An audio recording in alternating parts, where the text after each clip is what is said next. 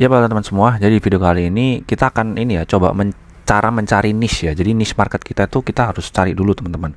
Untuk awal, mau kalian content creator sebenarnya kalau buat brand tuh boleh-boleh aja ya, tapi brand tuh juga seharusnya butuh niche juga gitu, karena nggak ada brand yang menjual barang ke semua orang. Jadi niche market tuh butuh banget gitu. Ini niche market ya teman-teman ya. Jadi kita semakin tergambar niche atau market kita seperti apa, berarti makin clear tuh kita menjual ke orang yang seperti apa. Nah, saran gua kalian bisa jangan FOMO ya, kayak kalian ikut tren X, ikut tren Y, ikut tren Z, itu ikut semua. Itu menurut gua nggak wise.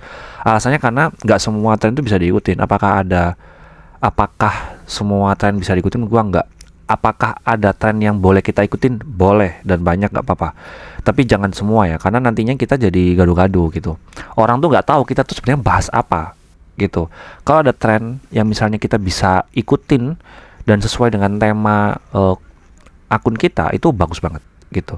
Nah, kalian tuh sebenarnya bisa start dari mana sih? Kalian bisa start dari kalian yang suka atau kalian kuasai gitu. Contoh paling gampang, start awalnya gimana? Misalnya, oke, bang, gua jago bahasa Inggris gitu. Oke, kalau lu jago bahasa Inggris terus kenapa? Gitu. Gua ngelihat nih ada masalah nih, orang-orang yang mau interview itu banyak yang nggak bisa bahasa Inggris. Oke, lu bisa start dari sana. Jadi lu punya sesuatu yang lu suka dan lu kuasai, itu bisa bahasa Inggris, dan market lu itulah orang-orang yang nggak bisa interview pakai bahasa Inggris. Itu bagus banget tuh. Berarti udah mulai spesifik.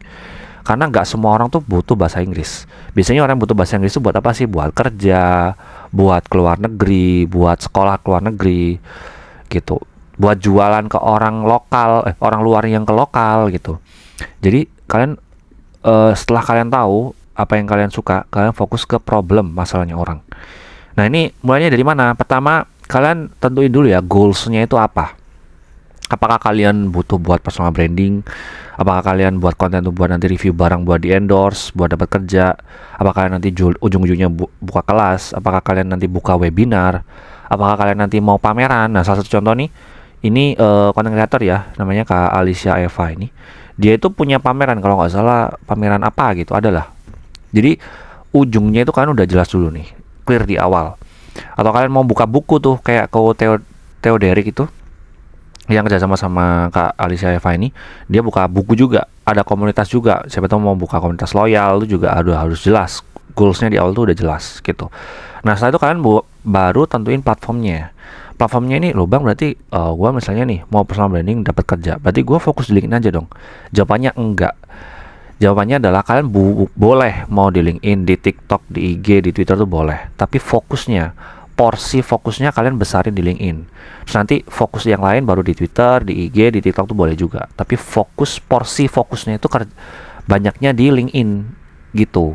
Kayak gue sekarang, gue fokusnya itu kebanyakan di TikTok. Tapi di IG, di Twitter, di LinkedIn itu juga ada juga gitu. Tapi fokus terbesarnya di TikTok. Nah, setelah itu kalian baru nih tentuin, gue bisanya apa ya. Nah, setelah itu nanti kalian akan dapat topik-topik yang kalian akan bisa bahas. Kalau misalnya kalian tahu fokusnya apa, kayak misalnya tadi kalian bisanya bahasa Inggris, terus kalian mau fokus di interview bahasa Inggris. Nah, nanti kalian topiknya bisa ngikutin ke yang kalian bisanya apa, gitu. Misalnya kayak kalian mau menjawab pertanyaan, please explain yourself. Nah, kalian bisa jawab tuh kalian bisa jawab dengan membuat konten tentang itu, gitu. Nah, ini yang mau dibahas apa aja nih? Yang mau dibahas tuh misalnya nih, tadi kan strongnya apa kan udah jelas ya, udah clear. Terus kalian cek nih traffic, marketnya ada nggak, demandnya ada nggak, dengan cara cek kompetitor gitu. Terus kompetitornya udah banyak nggak gitu. Nah, setelah itu ini teman, ini yang paling penting banget sebenarnya teman-teman, yaitu fokus di masalah atau di problem ya. Jadi user tuh problemnya apa sih? Misalnya even mereka udah interview bahasa Inggris, mereka udah bisa interview kerja pakai bahasa Inggris, mereka tuh nggak confidence. Nah, berarti yang kalian jual tuh apa? Siapa tahu kan mau buka konsultasi interview pakai bahasa Inggris. Itu berarti konsultasinya kan, one on one-nya nih, interview pakai bahasa Inggris, supaya mereka tuh meningkatkan confidence-nya dulu. Bukan cuman bahasa Inggris dan juga interview, tapi confidence-nya. Nah, itu juga fokus di masalah. Nah, kalian taunya dari mana ya? Kalian buat konten, kalian komen-komen tuh ternyata banyak tuh orang yang gak confidence. Nah, seperti itu. Baru cari peluang monetisasinya. Tadi kayak jualan buku, jualan e-book, jualan konsultasi itu juga boleh gitu, one on one. Terus baru kalian evaluasi tiap quarter. Jadi kalau misalnya nih kalian udah buat konten ternyata nggak works, ya udah stop dulu nih. Apa dulu yang diperbaikin? Apakah kalian strongnya kurang, masalahnya kurang bermanfaat? Jadi masalah orang tuh kan setiap orang punya masalah. Nah itu relate gak sama masalah orang gitu. Kalian buat konten tuh relate gak sama masalah orang gitu. Terus kompetitornya terlalu banyak gak? Terus peluang monetisasinya tuh dikit banget atau banyak gitu. Itu kalian cek dulu nih sebelum kalian jalan atau buat konten lagi. Jadi jangan diterabas terus ya. Karena setahun gitu buat konten seadanya aja, jangan gitu. Seperti itu ya teman-teman ya. Ini salah satu contoh juga Pak Gede Agus ini.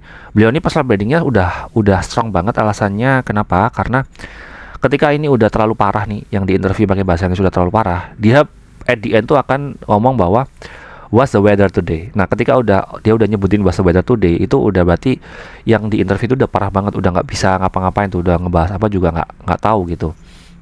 Jadi sebenarnya personal brandingnya udah strong banget gitu.